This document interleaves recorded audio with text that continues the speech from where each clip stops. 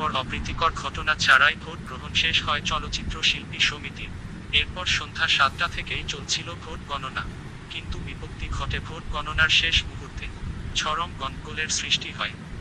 শুধু তাই নয়, এই গন্ডগোলের ফাঁদে পড়ে আহত হয়েছেন চিত্রনায়ক সাইমন সাদিক।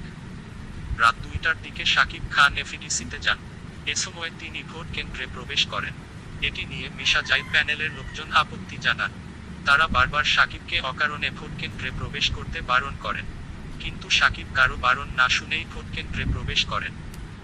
এ নিয়ে কেন্দ্রের বাইরে চরম উত্তেজনা শুরু হয়। এক পর্যায়ে শাকিবকে মিশা যায় প্যানেলের নেতাকর্মীরা বের করতে উদ্ধত হন। শাকিবকে বের হয়ে আসতে বলে বাইরে থেকে চেয়ার ছুঁড়ে মারতে থাকেন অনেকেই। এর মধ্যে গেটের বাঁশ পড়ে সাইমনের মাথায় আঘাত লাগে এবং তিনি আহত হন বলে নিশ্চিত করেছেন চিত্রনায়ক নীরব। তবে তা গুরুতর কিছু নয়। জানা গেছে, হট্টগোলের এক পর্যায়ে শাকিব খানকে ভোটকেন্দ্র থেকে বের করে আনেন মিশা সওদাগর। এ সময় তাকে ধাওয়া করেন মিশা যায় প্যানেলের বেশ কয়েকজন নেতাকর্মী। তারপর মিশা পুলিশের সহায়তায় শাকিবকে তার গাড়িতে তুলে দেন। এই ঘটনার পরে এফডিসিতে শুনশান নীরবতা বিরাজ করছে। তবে বর্তমানে পরিস্থিতি শান্ত রয়েছে বলে জানা গেছে। নির্বাচন কমিশনের চেয়ারম্যান মন্তাজুর রহমান আকবর বলেন, ভোট গণনার্থে প্রার্থীর প্রতিনিধি ছাড়া কারো প্রবেশের অধিকার নেই। সেখানে শাকিব খান একজন সাধারণ ভোটার। আমরা ব্যস্ত ছিলাম, সে পেছনের গেট থেকে প্রবেশ করেছিল বলে দেখতে পারিনি।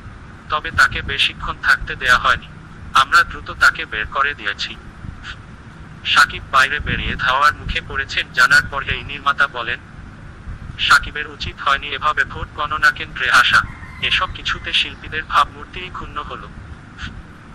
প্রসঙ্গত, চলচ্চিত্র শিল্পী সমিতি নির্বাচনে ওমর সানি অমিত হাসান প্যানেলকে প্রকাশ্যেই সমর্থন দিয়েছেন সদ্য শেষ হওয়া কমিটির সভাপতি শাকিব খান। ধন্যবাদ সবাইকে। এরকম আরও খবর পেতে আমাদের চ্যানেলটি সাবস্ক্রাইব করুন।